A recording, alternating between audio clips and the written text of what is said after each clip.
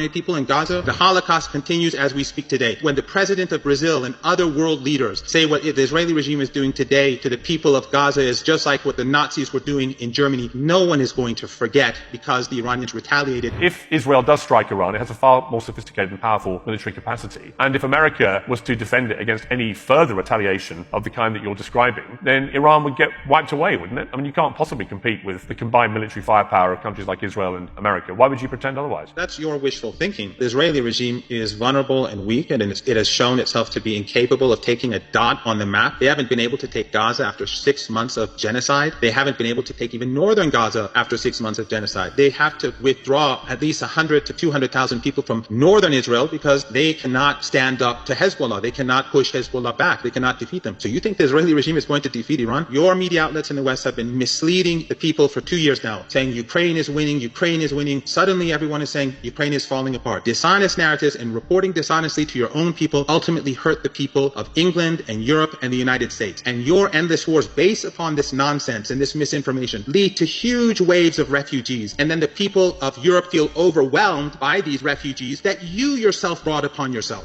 When the West continues to support the atrocities carried out by the Israelis, when the West openly supports an ethno-supremacist regime, and when the West supports a genocide, the public across the region is turning not only against the Israeli regime, but against the West. A few families who are ruling over countries are not public opinion. And ultimately, by pursuing this, they are creating a rage that they cannot stop in future. And just one final point on a personal note. I experienced what the West does to the non-Western world. When your governments were supporting Saddam Hussein, when your governments were arming him in the 1980s, before you turned against him, your governments gave him chemical weapons. I survived 2 of those chemical weapons attacks. I survived both mustard gas and I survived nerve agents that were provided by Western governments to Saddam Hussein. And many people did not survive. The intentions of Western regimes are not benign. Your governments have done nothing but ruin and destruction for our part of the world and for much of the rest of the world. And now, because of the mess that you've created across the board, you're now ruining the lives of your own people.